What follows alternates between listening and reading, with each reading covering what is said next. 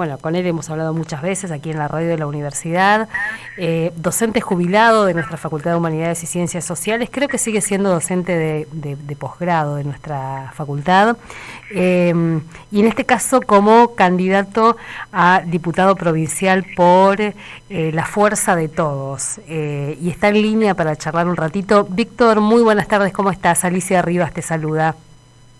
Hola, ¿qué tal? ¿Cómo le va, Alicia? Mucho gusto. Muy bien. Bueno, Víctor, ¿cómo se está viviendo esta campaña? ¿Cómo están participando ustedes también como espacio en esta campaña?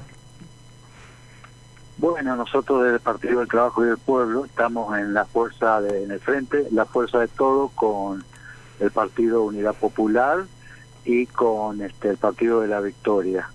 Y en ese espacio, digamos, bueno, en ese frente es que estamos haciendo la campaña. Y no sé, eso es, para responderle concretamente eso, ¿no? Y estamos viendo que, bueno, en mi opinión es una campaña muy, ¿cómo le diría yo? Bueno, podría decir antidemocrática, podría ser, ¿no? Porque no es una campaña de las ideas, sino es una campaña de la plata, ¿no? De quien tiene una más fondos para imponer las figuras y no las ideas, ¿no? No la discusión de ideas o cuáles son las propuestas, perdón, las propuestas, no sé, no, eso es lo que yo veo por lo menos. Y bueno, a nosotros se nos hace muy difícil porque no somos un frente que no dispone de los fondos para hacer esa feroz campaña que hay, colgando carteles, haciendo propaganda por las radios, por los medios, por la televisión, ni le digo nada con los medios oficiales, ¿no? Que están totalmente volcados para uno, dos o tres sublemas, que son los referentes o referidos o vinculados al gobierno de la Renovación en este caso. Un poco ayer hablábamos también con otra candidata en este caso, de esas diferencias, ¿no? Que es muy difícil en un contexto con esta ley de lemas también discutir ideas con candidatos, sino que es como el aparato, la maquinaria electoral del oficialismo es muy abrumador, digamos. Sí,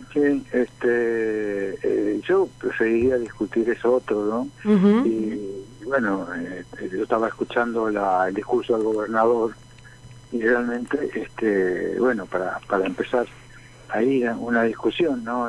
Que creo que hace al fondo de la cuestión de lo que está pasando hoy en la Argentina, ¿no?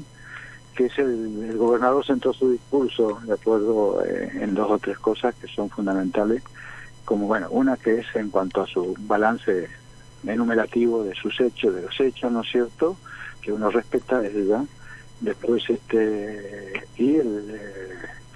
y después, uno vinculado al tema de la grieta, ¿no? Que fue como un tema muy importante al que hizo referencia, así como el señor Rovira, ¿no? El presidente de la Cámara o conductor de la Renovación, que están centrados en esa cuestión y que la política provincial está fundamentalmente centrada en tratar de cerrar la grieta, como dicen ellos, y no como los políticos del país central, Buenos Aires y todos estos de nuestro país que están peleándose, diríamos, ¿no? Algo así.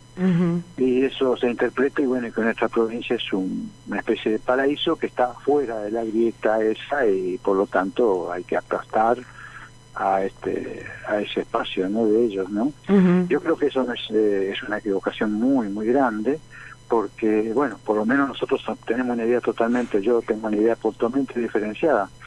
Nosotros no estamos a favor de cerrar la grieta, porque justamente la grieta se produce entre dos sectores de políticos de nuestro país y también de intereses de nuestro país, que están vinculados al sector que tiene como idea y como plan seguir con la política que tenía en su momento tuvo el macrismo, fundamentalmente, seguir con los fundamentales basados en el endeudamiento externo, en la liquidación de los bienes patrimoniales naturales de nuestro país y la entrega a a la privatización, a los capitales extranjeros y el endeudamiento eterno de nuestro país.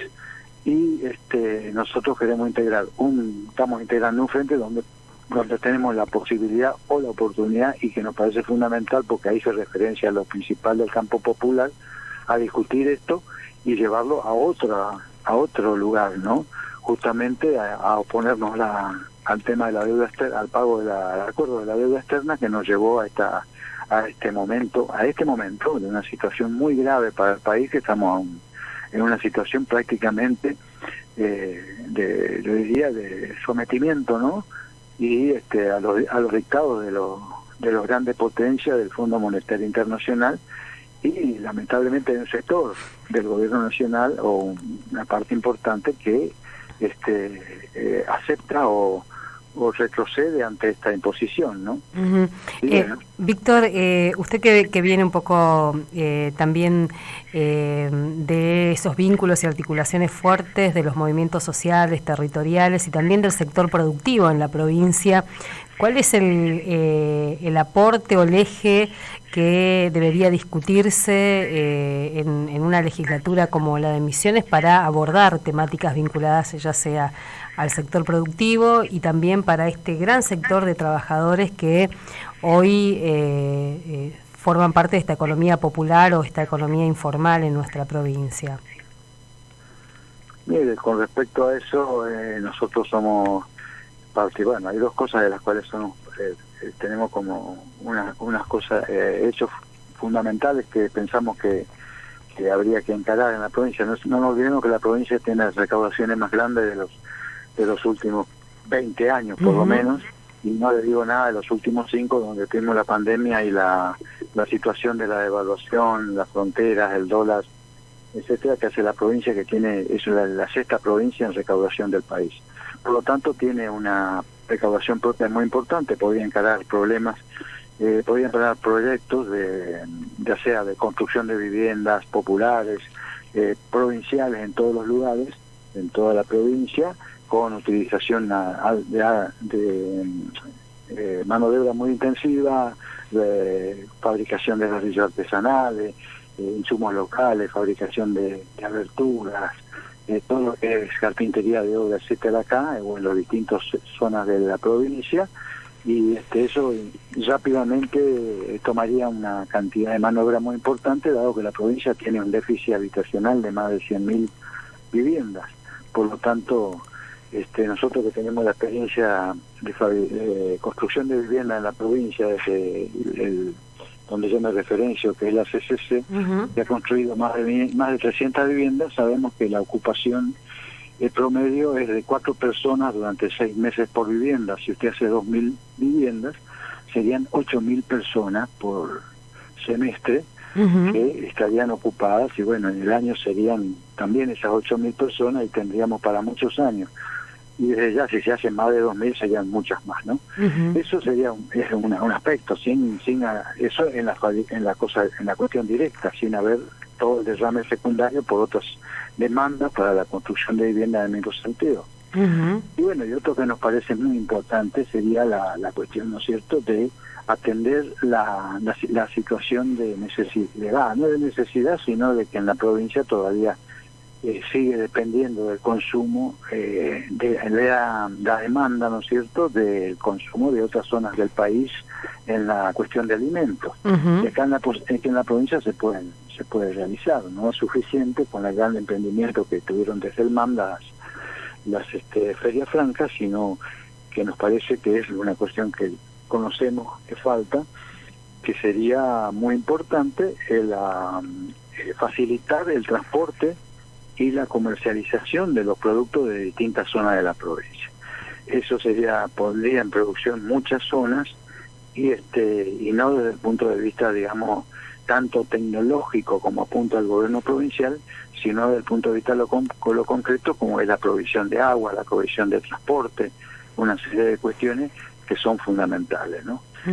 Bueno, eso decimos que son dos cosas. La otra cuestión que nos parece elemental o fundamental, y está en la Constitución provincial, es la recreación del Banco de la Provincia de Misiones como un banco de fomento para justamente implementar proyectos en todos lados de la provincia con la enorme cantidad de fondos que pasan a través de la provincia, de los empleados públicos, maestros, bueno, de todo, de la policía, etcétera, por el Banco Macro, que fue vilmente privatizado en la época de Puerta, ¿no? Bueno, Víctor, eso daría fondos para hacer un banco.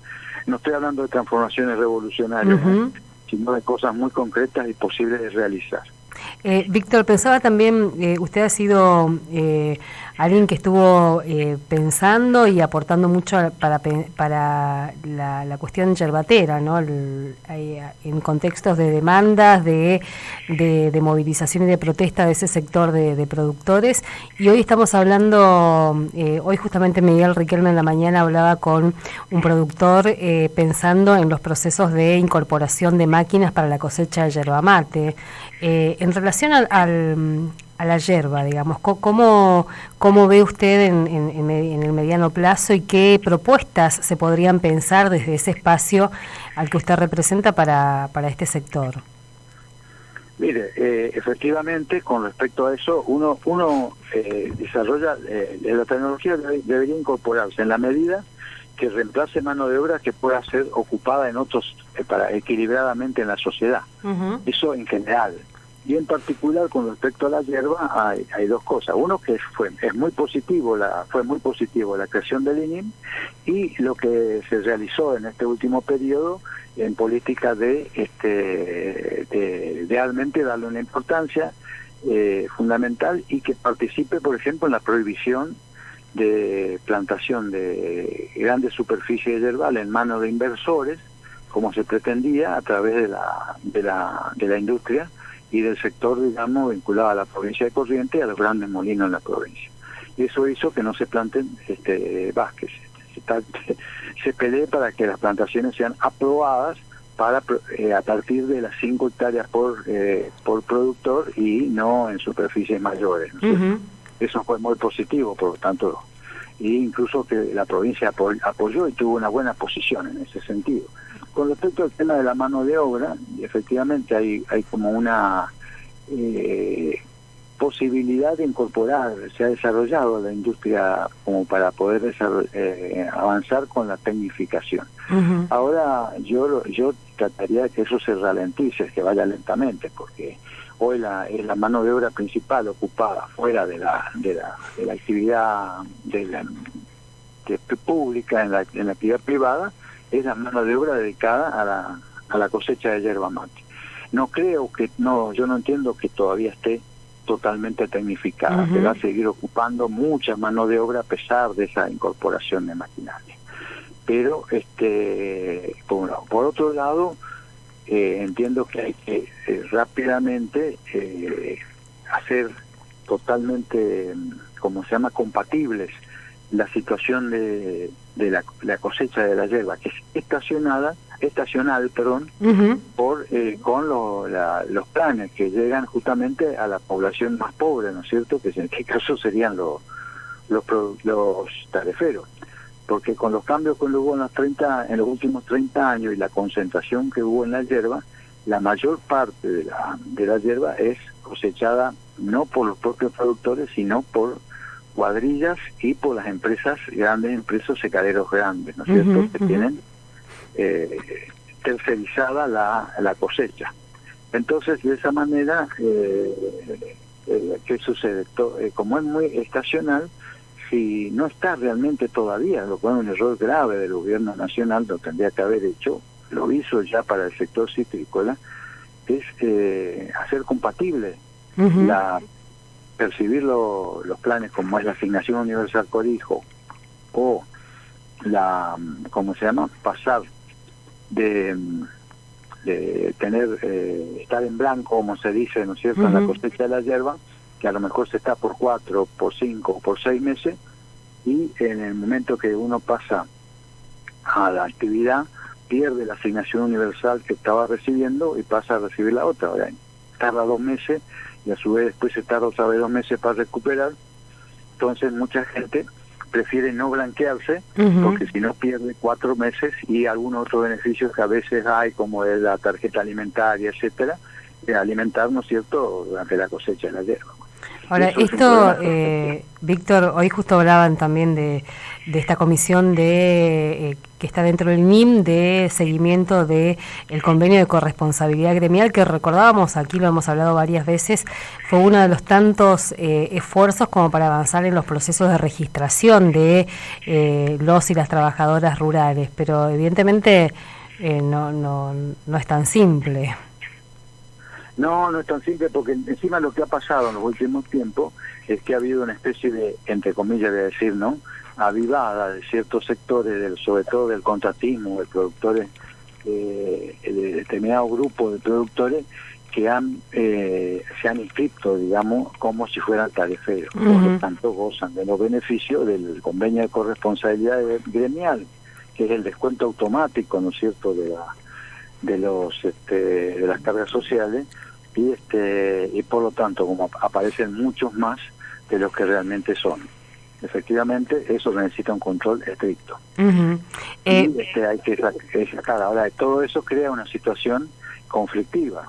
Sí. Eso crea toda una situación conflictiva. Víctor, ahora, estos temas claramente no están en la agenda de esta campaña así masivamente, digamos, ¿no? Hay que como hurgar un poco para que sea parte de la discusión, lamentablemente. Sí, es así, pero yo creo que se avanzó mucho en los últimos años, porque el convenio no existía, se avanzó con el convenio, ahora viene toda la discusión de este tipo. Yo creo que ayudó mucho esa discusión que hubo con Sergio de la Piedra, allá del norte, que quería hacer algo así como cuadrillas de productores, y para incluso llegó a decir hasta armadas para impedir que produzcan protestas, porque esto sacó a la luz que efectivamente hay una explotación muy grande en el caso de los rurales.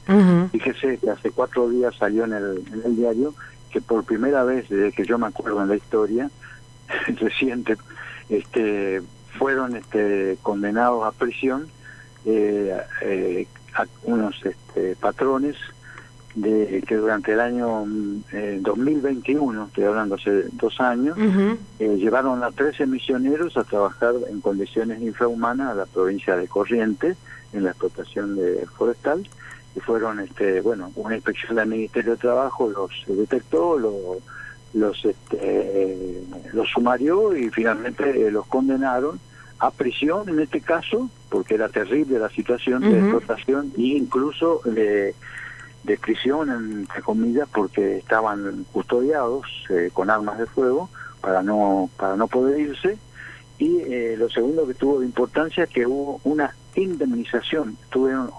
La patronal estuvo obligada a indemnizar a los trabajadores rurales, lo cual me impresionó muchísimo, porque no había escuchado, hace mucho tiempo que no escucho algo así. Y eso pone sobre el tapete, que es lo que decía este señor de la Pierre, que la gente no quiere trabajar. Bueno, eso era una posición vergonzante, ¿no? Que también ahí hay que decir, alguna de las alternativas para enfrentar esos procesos de explotación laboral vino a través de esas demandas por explotación y por trata de personas con fines laborales, que es un poco lo que se venía planteando. Escuchen. Perdón. No, lo escucho. No, justamente ayer nosotros estuvimos en Pozo Azul, imagínate, Pozo Azul allá en el norte de la provincia, a 30 a 40 kilómetros de la frontera norte con Brasil, y comentaban ahí, recordando la gesta, ¿no es cierto?, realmente de principios del año de los 2000, cuando junto con la pastoral de Iguazú, cuando estaba el Curapín, etcétera, se pudo hacer una gran lucha por la tierra y conquistar 36.000 hectáreas que realmente fueron colonizadas, no con todos los elementos buenos necesarios, pero bueno, fueron colonizadas, y hoy son una próspera zona que se está desarrollando, un municipio, bueno, uno que ha visto pasar el tiempo y visto esas cosas, se da cuenta que es muy diferente esa situación donde hay miles de personas, hay gente trabajando y familias viviendo y consumiendo, escuelas y todo esto que significa, digamos, un progreso, a veces con algunos defectos, pero progreso al fin, que es muy diferente, ¿no es cierto?, a lo que se ha dado en esa franja que va del Moconá hasta Monte Carlo, que es la tierra de, ¿cómo se llama esto? De la Chodorne, algo que creo que es el nombre de la empresa, pero es Harriet realmente, la RAE Harriet, donde tienen sobre 100.000 hectáreas, una gran empresa muy tecnificada que hacen una enormidad de cosas y exportan. Hace como 80 años se explotan la madera, ahora mucho más intensivamente con industria, y tienen 600 empleados sobre 100.000 hectáreas, ¿no? El famoso, lo que fue también ese proceso de la ley de arraigo y colonización, que lo hemos seguido muy de cerca aquí en la radio de la universidad. Víctor, bueno, para cerrar, cuéntenos, si la gente quiere acompañarle con el voto, ¿cómo tiene que hacer? ¿Cómo lo encuentra el domingo en el cuarto oscuro? Hemos hecho una campaña persona a persona, haciendo reuniones, pequeñas reuniones, decenas de pequeñas reuniones, no digas cientos, en algún caso hemos llegado a 100, con pequeñas reuniones, con pequeños escritos, volantes, propuestas, porque no hemos tenido la posibilidad de acercarnos a los medios de edad, que nos llamen los medios de difusión. Bueno, pero hemos hecho mucho de eso, se ha dado mucha participación, porque hemos dicho, bueno, acá tiene que haber en cada municipio la ley de lemas, que no estamos totalmente de acuerdo, pero sí, en este caso dijimos, bueno, tomemos saquemos lo negativo, tenemos lo positivo y armemos un lema con la gente y que la gente se sienta partícipe y protagonista y sea ella la que haga los planes para cada lugar, las propuestas para cada lugar y con ello salir a disputar los espacios.